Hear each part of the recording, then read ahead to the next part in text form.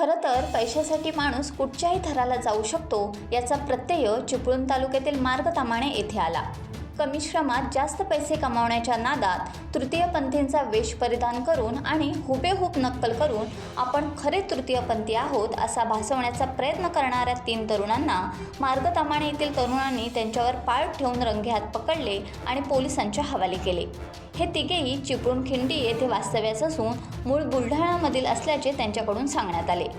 कुणाच्याही घरादारात जाऊन पैशाची मागणी करणे, तेथील मौल्यवान वस्तू हेरणे असे प्रकारही त्यांच्याकडून घडल्याचे त्यांनी कबूल केले।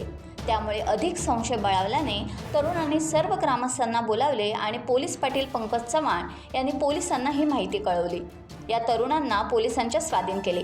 नंतर चिपळूण पोलीस ठाण्यात त्यांना हजर करण्यात येऊन पुढील कारवाई सुरू असल्याचे पोलिसांकडून सांगण्यात आले। या कामगिरीत पोलीस पाटील पंकज चव्हाण, अविनाश चव्हाण, प्रसाद साळवी, अलंकार चव्हाण, विघ्नेश चव्हाण आदी तरुणांनी मोठी भूमिका बजावली होती। त्यांच्या जागरूकतेमुळे हे प्रकरण समोर आल्याने त्यांच्यावर कौतुकाचा वर्षाव होत आहे। टाइम्स डिजिटलला लाईक करा, सबस्क्राईब करा, शेअर करा आणि बेल आयकॉन दाबायला विसरू नका। पाहत रहा टाइम्स डिजिटल।